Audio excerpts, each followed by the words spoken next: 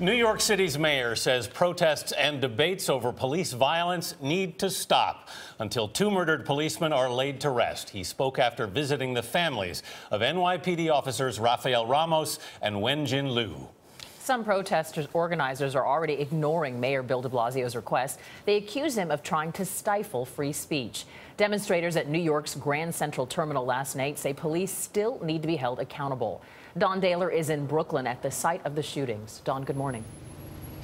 Good morning. This memorial continues to grow practically by the hour as a steady stream of people have been coming here to lay flowers or light candles or just pay their respects. Family members of the slain officers have been speaking out about the loved ones they lost. Walking slowly down the steps of her Brooklyn home, the widow of Officer Wenjin Liu gathered herself and spoke of the husband she married just 2 months ago. This is a difficult time for both of our families, but we will stand together and get through this together. She also thanked the community for its support. We'd like to express our gratitude and appreciation to the police department, our neighbors, the entire New York City community, friends and co-workers for the help and support they provide. Embattled New York City Mayor Bill de Blasio, who has been criticized by police for supporting the demonstrators, visited the homes of both slain officers yesterday and called for any protests to temporarily cease. All I can say is this is a time for every New Yorker to think about these families, to put aside protests, put aside demonstrations. Until these funerals are past, let's focus just on these families and what they have lost. But later at the news conference with Police Commissioner Bratton, de Blasio defended the rights of peaceful protesters and argued the media was creating divisions.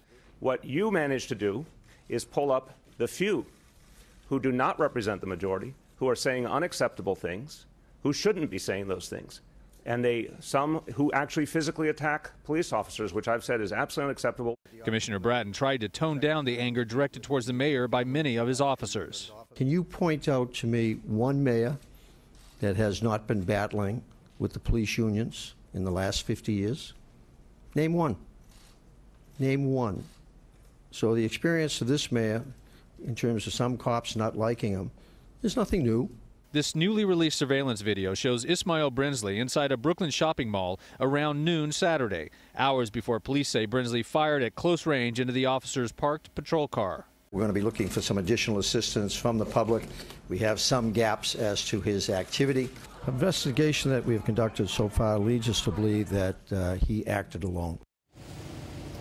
Police believe that the motive was anger over the deaths of black men during recent encounters with police. Brinsley posted some 119 comments on social media, which were very anti-government.